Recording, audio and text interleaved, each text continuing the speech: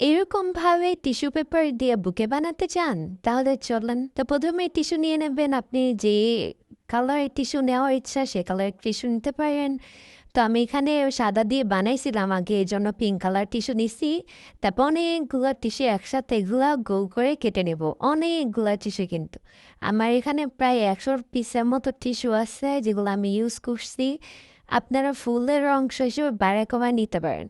তো এটার একটু কালার করার জন্য আমি এখানে ওয়াটার কালার টাইপের কিছু করব, কিন্তু আমার কাছে নাই। এজন্য আমি আলতা নিয়ে নিচ্ছি লাল কালারের। দেন এই টিস্যুর স্টকগুলাকে আস্তে আস্তে আলাদা করতে হবে। পুরা প্রসেসিংয়ের মধ্যে মনে হয় এই কাজটাই হচ্ছে সবচেয়ে বিরক্তিকর আর সবচেয়ে সময়ধারী। তারপর ধৈর্য নিয়ে এগুলা করবেন, আলাদা করবেন। হিসেব করলে এটা খুবই স্যাটিসফাইং। তো আপনি কাউকে যদি গিফট করতে চান তো এরকম বুকে বানাইতে পারেন। খুবই সহজে বানান যায়, শুধু একটু এফর্টের দরকার হয়। জীবন বুকের মতোই কিন্তু টেকসই কম। তাহলে এগুলো আমরা সরায় নিয়ে তারপরে এটাকে আমরা কালার করবো একে একে করে। তো এখানে অবশ্যই কিছু একটার উপর রেখে কালার করবেন। যেহেতু ওয়াটার কালার টিস্যু অনেক পাতলা ছিঁড়ে যেতে পারে, সাবধানতা অবলম্বন করে এটা বানাতে হবে। এই প্রসেসে আপনি অন্য অন্য কালারও করতে পারেন। সাদা টিস্যু নিয়ে ওগুলার মধ্যে নীল কালার বা অন্য কোনো কালার ইউজ করে ফুল বানাতে পারেন।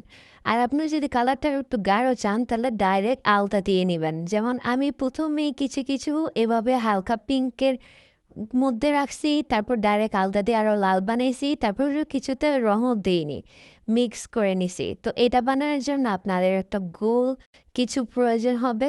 গ্লাসও নিতে পারেন, আমার কাছে এটা ছিল, এটার সাইজ আমার মোটামুটি ভালো লাগছে যে এটা নিছি। আর তারপর এটার মধ্যে ভিডিওতে দেখানো প্রসেসে একটার উপর একটা গ্লু করে এভাবে লাগাই দিয়ে যেতে হবে যতক্ষণ না পর্যন্ত নিচের গ্যাপটা ভরে যায়।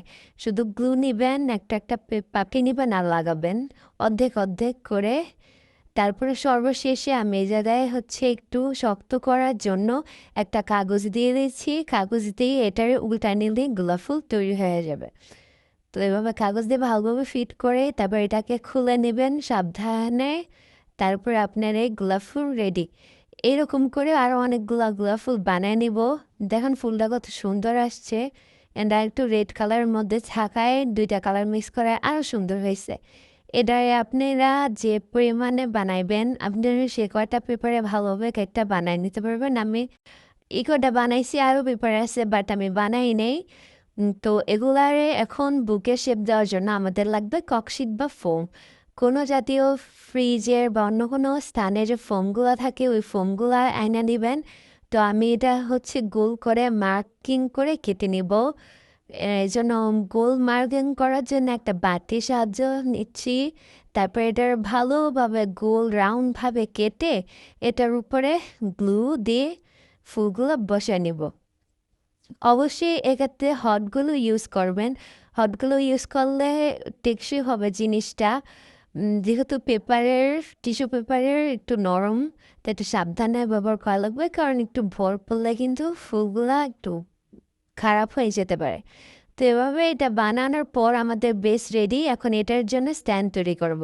স্ট্যান্ড তৈরি করার জন্য আমার কাছে কাঠি নাই, তাই আমি শলা নিয়ে নিচ্ছি। শলা তো সবার বাসায় থাকে আশা করি। তো শলাগুলো সাইজ মতো ভেঙে নিয়ে তারপরে উম, বুকের ককশিটের পিছনের দিকে এভাবে ঢুকিয়ে তারপর সব একসাথে ধরার একটা সিস্টেম করে দিচ্ছি। আর যদি শলাগুলো টেকসই না হয় তাহলে তো সমস্যা, এই জন্য একটু হট গ্লু দিয়ে নিচ্ছি যাতে শলাগুলো নিজের স্থানে ভালোভাবে থাকে। তারপর সব শলাগুলো একত্রে করলে নিজ দিক দিয়ে কস্কিপ দেওয়া দিব ধরার সুবিধার্থে। তারপরে এখানে এই বুকেটারে র্যাপ করার জন্য আমার কাছে র্যাপিং পেপার ছিল না, তাই আমি কাগজের সাহায্য নিয়েছি। পার্পল কালার কাগজে এটারে ভালোভাবে হট গ্লু দিয়ে মুড়ে মুড়ে তারপর র্যাপ করা লাগবে। এটা র্যাপ করা সবচেয়ে কষ্টের কাজ ছিল। সো আজকে এ পর্যন্তই।